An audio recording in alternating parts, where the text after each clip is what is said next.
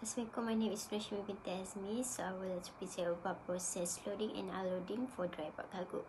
So first, preparation. The cargo hold of the ship is cleaned and prepared to receive the dry bulk cargo. Any residual cargo from previous shipments is removed and the hull is inspected for clean lines and damage. For two, cargo loading. The dry bulk cargo is loaded into the cargo hold using specialized equipment such as conveyor belts, bucket elevators, or pneumatic system. The cargo is loaded in a specific pattern to ensure even distribution of weight and to prevent shifting during transit. For 3, securing. Once the cargo is loaded, it is secured in place using lashing, bracing, or other methods to prevent movement and ensure stability. For 4 point, hatch closure. The hatch leading to the cargo hold are closed and sealed to prevent ingress of water or other contaminants. So the last point is final inspection. Final inspection is conducted to ensure that the cargo is properly loaded, secure, and ready for transport. For unloading, first is arrival. The ship arrives at the destination port and the cargo hold is prepared for unloading. Second, hatch opening. The hatch leading to the cargo hold are open and the cargo is unloaded using specialized equipment such as conveyor belts, bucket elevators, or pneumatic system. For 3, cargo handling. The unloaded cargo is handled and stored in a designated area pending further transportation or delivery. For 4 point, cleaning. The cargo hold is cleaned and prepared for the next shipment. So the last point is final inspection. A final inspection is conducted to ensure that the cargo has been unloaded properly and that the cargo hold is clean and ready for this next shipment. For liquid bulk cargo, process of loading is first, preparation. The cargo tanks of the ship are cleaned and prepared to receive the liquid bulk cargo. Any residual cargo from previous shipment is removed and the tanks are inspected for clean lines and damage. Second, cargo loading. The liquid bulk cargo is loaded into the cargo tanks using specialized equipment such as pump, hoses, and valves. The cargo is loaded in specific patterns to ensure even distribution of weight and to prevent shifting during transit. Next, securing. Once the cargo is loaded, it is secured in place using lashing, bracing, or other methods to prevent movement and ensure stability. For next, hatch close. The hatch leading to the cargo tanks are closed and sealed to prevent ingress of water or other contaminants. So the last point is final inspection. A final inspection is conducted to ensure that the cargo is properly loaded, secure, and ready for transport. For unloading process, first is arrival. The ship arrives at the destination port and the cargo tanks are prepared for unloading.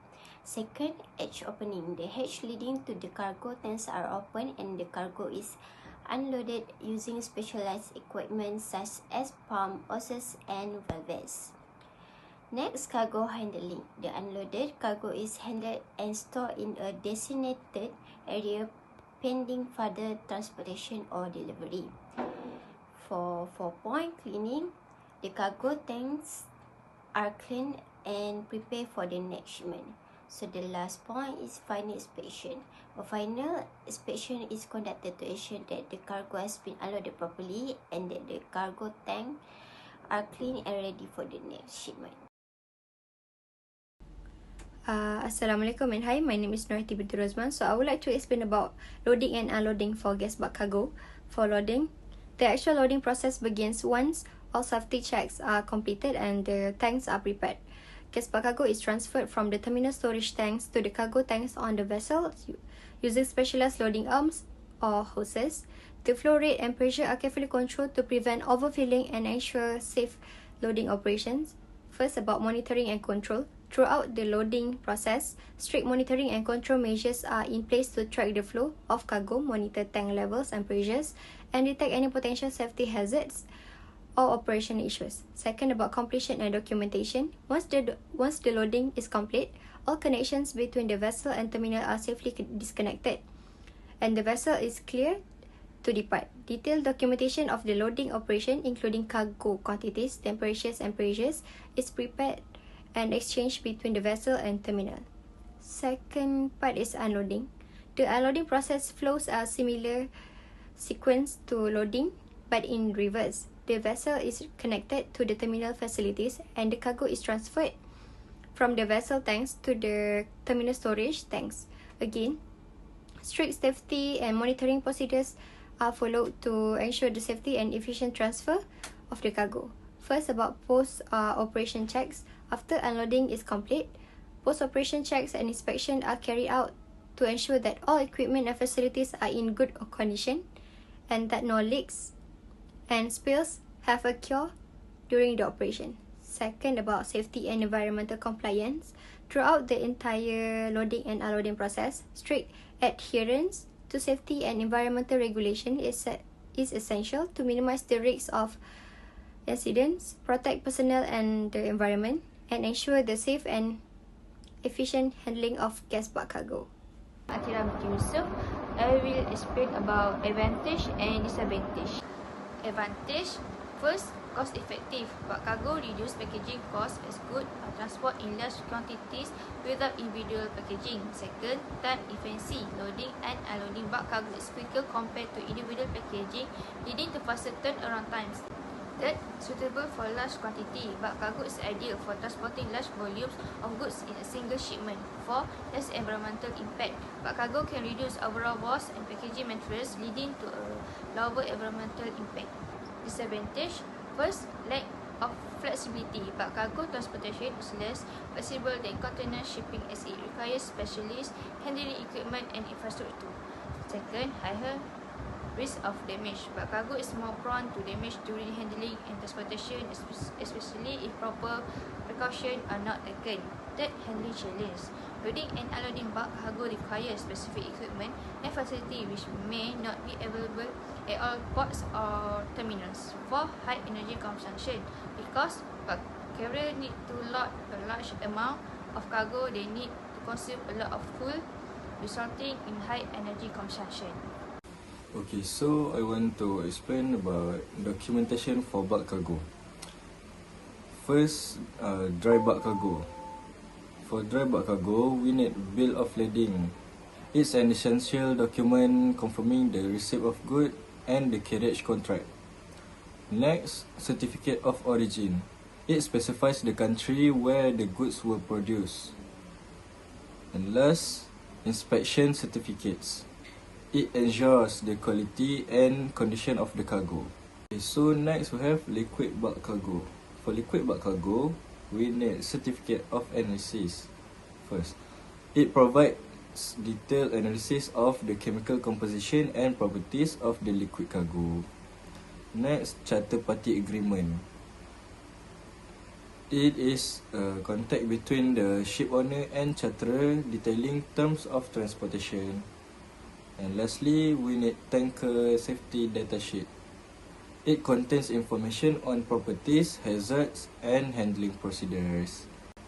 And last one, we have gas bulk cargo. For gas bulk cargo, we need first gas measurement report. It details the volume, pressure, and temperature of the gas. Next, shipper declaration for dangerous goods. It specifies the nature, quantity, and handling instruction for hazardous gases. And last one, for gas bulk cargo, we need emergency responses plans.